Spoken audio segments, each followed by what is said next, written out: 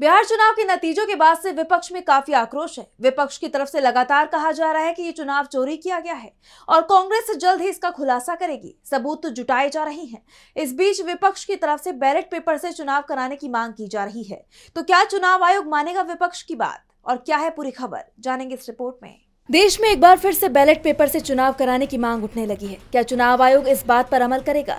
दरअसल बिहार चुनाव में जिस तरह के नतीजे आए हैं वो काफी चौंकाने वाले हैं। विपक्ष तो हैरान है ही, उसके साथ ही एनडीए के नेता भी यकीन नहीं कर पा रहे हैं कि ऐसा कैसे हो सकता है।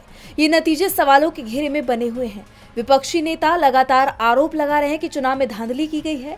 इस बीच कांग्रेस नेता दिग्विजय सिंह ने बैलेट पेपर से चुनाव करने की मांग की है। इसके साथ उन्होंने एक्स पर पोस्ट किया कि मैंने आपके एक्स पर की गई ईवीएम पर पोस्ट पढ़ी। मैंने इस पर काफी रिसर्च किया है। इसमें वीवीपैट यूनिट में सिंबल लोडिंग यूनिट में सॉफ्टवेयर डाला जाता है। उसके माध्यम से चिन्हित राज्य चुनाव के चिन्हित विधानसभा क्षेत्र के पोलिंग बूथ पर वो सॉफ्टवेयर केंद्रीय चुनाव आयोग के सेंट्रल सर्वर द्वारा डाला जाता है। इसका एक ही इलाज है, वीवीपैट स्लिप की रसीद वोटर के हाथ में दो, उसे वो अलग से रखे बैलेट बॉक्स में डाल देगा। गिनती 100% वोट वीवीपैट स्लिप की होनी चाहिए। ये पारदर्शिता सफल लोकतंत्र के लिए आवश्यक है। ये हर नागरिक का संवैधानिक अधिकार है।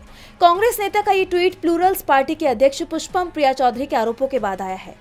पुष्पम प्रिया चौधरी का आरोप है कि ईवीएम में वोट मैनिपुलेशन हो रहा है, जो उन्होंने अपनी शिक्षा, अनुभव और बूथ स्तरीय डेटा से महसूस किया है। न सिर्फ हार से, वो कहती हैं कि मुख्य विपक्षी के वोट छेड़े नहीं जाते, बल्कि नए लोकप्रिय उम्मीदवारों के वोट नए दलों से चुराए जाते हैं, खासकर एक सीट पर। जिसके बाद दिग्विजय सिंह ने कहा कि चुनाव बैलेट पेपर से होना चाहिए, तभी पारदर्शिता सुनिश्चित होगी। ऐसे में सवाल उठ रहे हैं कि क्या अब देश भर में बैलेट पेपर से चुनाव कराया जाएगा? सवाल ये भी है कि क्या चुनाव आयोग राजी होगा? डीवी लाइव की रिपोर्ट।